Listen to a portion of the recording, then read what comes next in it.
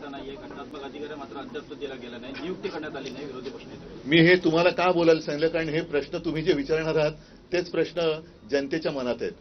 मी अधिवेशनाला येण्याच्या आधी सुद्धा एक 8-10 दिवसापूर्वी असं म्हटलं होतं की गेल्या वर्षीच किंवा पहिल्या अधिवेशनातच मला असं वाटतं, हो ना भास्करराव, आम्ही विरोधी पक्षनेते पदावरती दावा सांगितलेला आहे. त्याच्यासाठी भास्कररावांचं नाव देखील दिलेलं आहे आणि अजून अद्याप काही उत्तर मिळालेलं नाहीये. त्याच्याबद्दल तो खरंच नियम आहे की नाही हे सुद्धा कागदावरती कळू शकेल. पण नियम असला काय आणि नसला काय, जर नियम असला तरी आणि नसला तरी उपमुख्यमंत्री पद हे संविधानिक नसलेलं पद हे एक नव्हे तर 2-2 जे सरकार निर्माण करू शकतं ते विरोधी पक्षनेतेपद द्यायला घाबरतंय का, हा एक मोठा विषय. म्हणजे कोणाला तुम्ही घाबरताय? एवढं सगळं मजबूत सरकार आहे, किती 200च्या वरती जागा निवडून आलेल्या आहेत, केंद्र सरकारचा मोठा आशीर्वाद तुमच्यावरती आहे. एवढं असल्यानंतर विरोधी पक्षनेते पदाला तुम्ही घाबरताय का? आणि जर विरोधी पक्षनेते पदासाठी नियम लावणार असाल तर उपमुख्यमंत्री ही असंविधानिक पदं ही रद्द केली गेली पाहिजेत. ते सुद्धा जी काय त्यांच्याकडे खाती असतील त्या खात्याप्रमाणेच ते मंत्री ओळखले गेले पाहिजेत. कारण भाजपच्याच लोकांनी सांगितले की नंबर 1लाच महत्व असतं, 2 आणि 3ला काही महत्व नसतं. त्याच्यामुळे ते बिन नंबराचे जे मंत्री आहेत त्यांचं काही महत्व नाही. विधानसभा अध्यक्षांचे आहेत, विरोधी पक्षनेता नियुक्ती एकमेकांवर ढकलण्याचा प्रयत्न नेहमी होतो. बरं मग तुम्ही अध्यक्षांना भेटणार नाही, भेटण्यापेक्षा हे भेटण्याची काही लोकशाहीतली मांडणी आहे. लोकशाहीतली मांडणी आहे. अध्यक्षांना आणि मुख्यमंत्र्यांना हे कसं सगळं सांगड घातली गेले तुम्हाला माहिती आहे.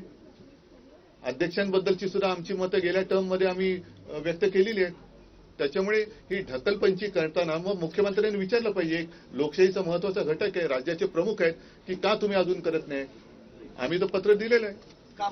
शेतकऱ्यांच्या आत्महत्येचा प्रश्न गहन आहे. गेल्या 6 महिन्यामध्ये जवळपास 780 शेतकऱ्यांनी आत्महत्या केलेली आहे. विदर्भ आणि मराठवाड्यात त्यांचा आकडा अजूनही जास्त आहे. त्याच्याकडे कोणाचं लक्ष आहे? कारण हे सरकार अख्खच्या अख्खं प्रचारामध्ये गुंतलेलं आहे. हेलिकॉप्टर सुटतायत, बॅगा भरभरून आनंदाचा सीधा जातोय. या सगळ्या प्रचारात म्हणजे आता सुद्धा अधिवेशन आटपून ताबडतोब प्रचाराला लागतील. अधिवेशन संपल्यानंतर लगोलग दुसऱ्या निवडणुकीची आचारसंहिता लागेल. म्हणजे निवडणुका मागून निवडणुका, हा सगळा खेळ. आणि गेल्या वेळेची ही आता जी निवडणूक आहे अजून त्याचा निकाल लागायचा आहे. मला नाही वाटत अशी निवडणूक यापूर्वी महाराष्ट्र राज्याने अनुभवली होती. पूर्वी आपण इतर राज्यांच्या निवडणुकांची उदाहरणं द्यायचो की बघा तिकडे कशी गुंडागर्दी सुरू आहे, कसे बंदुका काढल्या जात आहेत, बूथ कॅप्चरिंग कसं केलं जातंय, पैशाचं वाटप कसा केलं जातोय, हे सगळं आपल्या महाराष्ट्रामध्ये व्हायला लागलं. मग इतर राज्य ही ज्यांची उदाहरणं देत होतो त्या राज्यात आता आपल्या महाराष्ट्राचं उदाहरण दिलं जात असेल की बघा तिकडे कशी बेबंदीशाही सुरू आहे. म्हणजे कोणाचा पायपोस कोणात राहिलेलं नाहीये. मित्र म्हणताना एकमेकावरती धाडी टाकतायत, एकमेकाचे पैसे उघडकीस आणतायत. रोज कोणत्या ना कोणत्या तरी मंत्र्याचे भ्रष्टाचार अगदी पुराव्यानिशी बाहेर येत आहेत, त्यांच्या फिल्म बाहेर येत आहेत, पैशाच्या थप्प्या बाहेर येत आहेत. तरी सुद्धा मुख्यमंत्री ढिंब आहेत. म्हणजे मुख्यमंत्र्यांनी अजून एक खातं निर्माण केलं पाहिजे आणि त्याचं नाव पांघरुण मंत्री असं ठेवायला पाहिजे.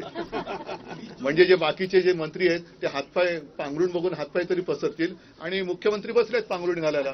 त्याच्यामुळे इतर खात्या माझ्या सूचना तर जाऊ दे ना, इतर खात्याच्या बरोबरीने मुख्यमंत्र्यांनी पांघरुण खातं हे तयार करावं आणि स्वतः त्याचं चार्ज घ्यावा. कारण त्यांच्याकडे म्हणजे मला मुख्यमंत्र्यांची दया होते की कोण होतास तू, काय झालास तू, एवढे सगळे भ्रष्टाचाराने जवळ घेतलंस तू, स्वतःच्या पांघरुणात घेतलंस तू, काय होतास तू, काय झालंस तू, भ्रष्टाचारानं पांघरुणात घेतलंस तू, कसं म्हणजे ही महाराष्ट्राची संस्कृती नाहीये.